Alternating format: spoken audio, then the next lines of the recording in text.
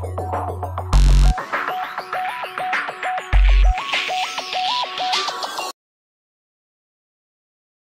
was definitely one of those kids from a very young age who was into video games, and it was into computers and math and all of that stuff, Dungeons and Dragons, Star Wars. I convinced my parents that I needed an Apple II so I could be smarter and get better at school and all of that, but I just wanted to make games, so I'd write my own games.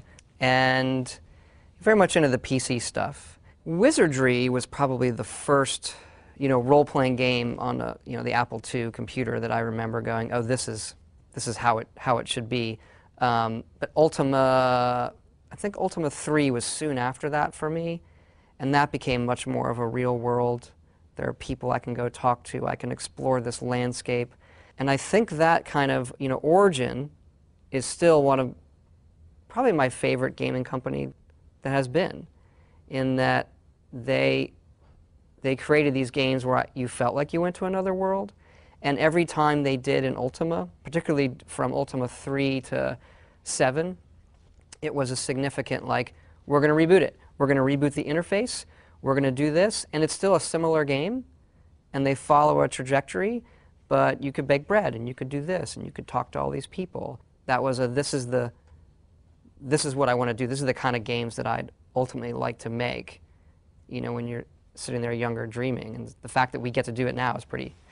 It's actually, you still want to pinch yourself, like, people, we're so lucky that so many people buy this stuff, so we get to grow and do it bigger and better each time.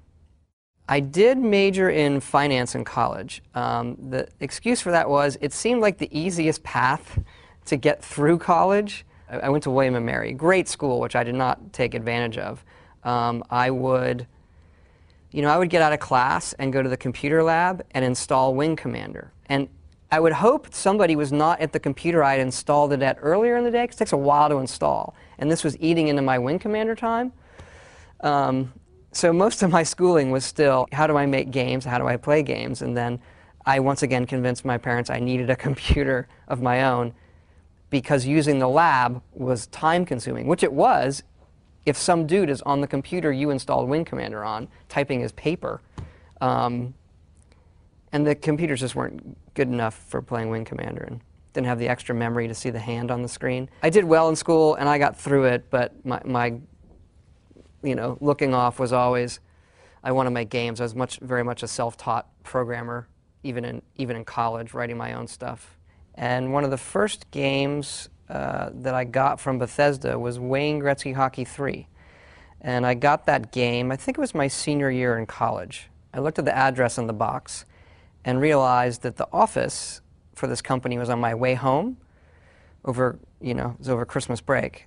So I drove into the office and just knocked on the door and said, I want to make games, and I like your stuff, and you're on my way back to school, so you should hire me. This is an excellent reason. They said, no. Why don't you wait till you graduate school? When I graduated, I asked again, Bethesda, this is the place I want to work at. I love your stuff. Love this Terminator stuff. I hear you're going to start making a role-playing game. They said, we don't have anything right now.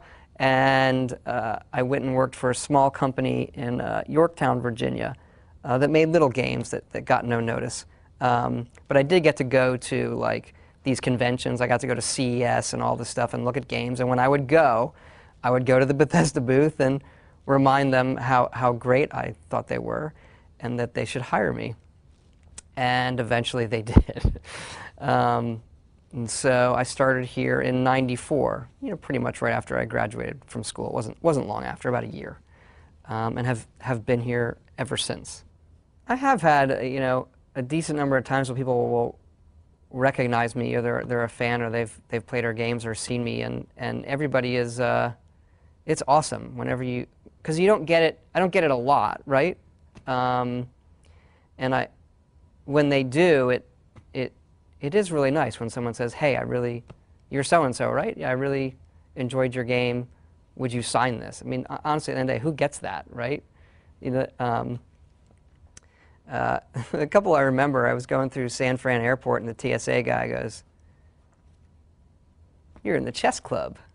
It was in this video he did for Oblivion. I was like, what? It's like, Todd Howard, you're in the chess club. And then he checked me out. It's kind of a weird moment.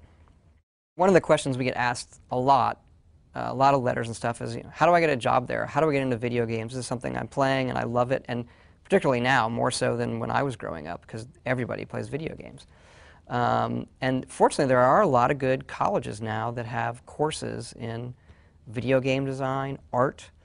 So you sort of have to decide what discipline you want to get into, whether that's programming, design, writing, those kind of things, level design, or art. And there are different schools for a lot of those things.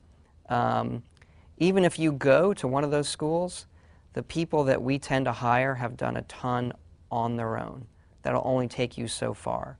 There are a lot of tools out there, including ours, where, go ahead.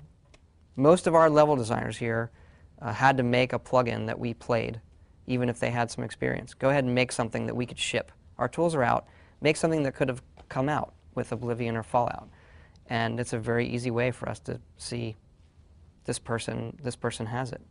On the art side, they'll have their school portfolios, and you can tell what those are going to look like, but then they have this thing they made on their own that is, wow. That's gonna get you through. Same with programming. So there are a lot of good schools now, but ultimately you're going to have to do a lot on your own, show you have a passion for it and can go beyond that.